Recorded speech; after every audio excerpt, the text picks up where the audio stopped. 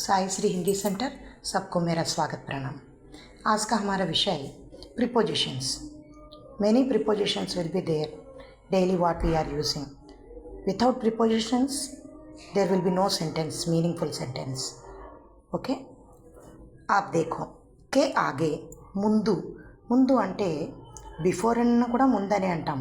In front of, just before you, నీకు just కనబడే దగ్గరగా ముందుగా ఉన్నదాన్ని కే ఆగే యూజ్ చేస్తాం.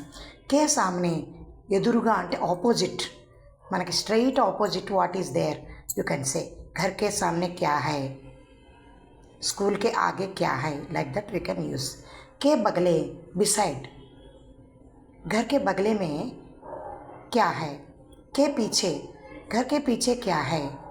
के नीचे, मेज़ के नीचे क्या है, अंडर. के ऊपर, अबो, अलमारे के ऊपर क्या है.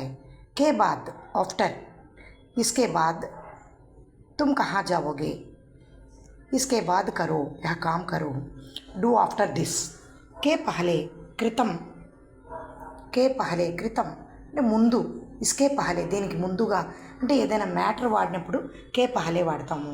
ఏదైనా విషయం ప్లేస్ చూపించినప్పుడు కే ఆగే వాడతాం. క్రితం అంటే బిఫోర్. ఈ విధంగా సందర్భాన్ని బట్టి మనం ఈ ప్రిపోజిషన్స్ని మనం వాక్యాల్లో ప్రయోగించుకోవచ్చు. Very easy. ఒక సబ్జెక్ట్ ఘర్ అనే సబ్జెక్ట్ తెలుసుకుని దానికి ఈ ప్రిపోజిషన్ జాయిన్ చేస్తూ మనం వాక్యాలు తయారు చేయవచ్చు. ఘర్ కే ఆగే క్యా హై, घर के सामने बाग है, there is a garden in front of the house. Like that we can use many sentences. धन्यवाद.